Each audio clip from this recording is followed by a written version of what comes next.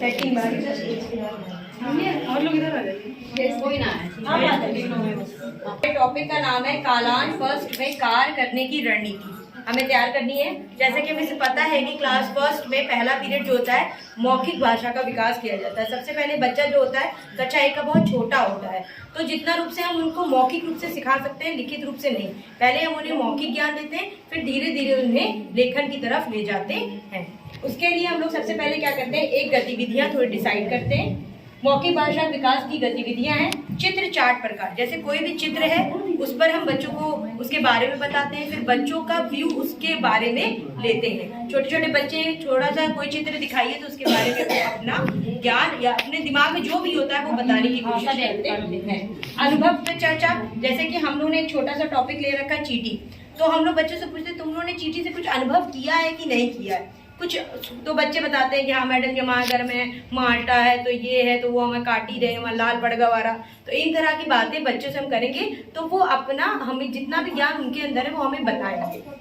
कविता कहानी, बच्चों को कहानी सुनना बहुत अच्छा लगता है और कोई भी चीज़ अगर आप उन्हें गा के बताइए तो उस पर उसको वो ध्यान से भी सुनते और आपकी क्लास में बंधे रहते हैं। छोटे बच्चों का सबसे पहला चीज़ ये है कि आप उन्हें अपनी क्लास में बांध सकें, बांधेंगे तभी आप उन्हें पढ़ा सकते हैं। उसके बाद में खेल गतिविधि, बच्चे थोड़ा बोर हो जाते हैं, जैसे कि छोटी छोटी आईना गतिविधि या चिट वाली गतिविधि अगर हम बच्चों के साथ में करेंगे तो वो थोड़ा एक्साइटेड रहेंगे और फिर उसको करने के लिए आगे भी आएंगे।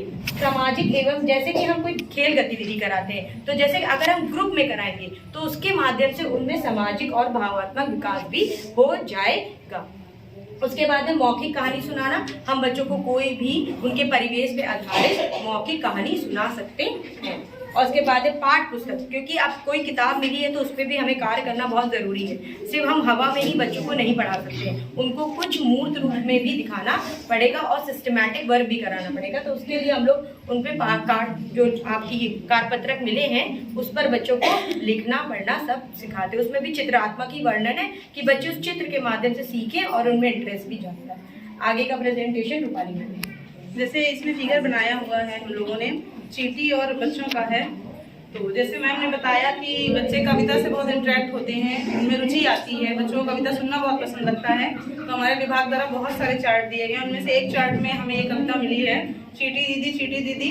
तो ये हम एक्टिविटी के माध्यम से भी करा सकते हैं। चींटी दीदी चींटी दीदी तुम हो प्यारी तुम हो बिट्टी, देर देर तक चलती हो कहाँ कहाँ तक जाती हो, काली भूरी दिखती हो नन्ही सी तुम दिखती हो।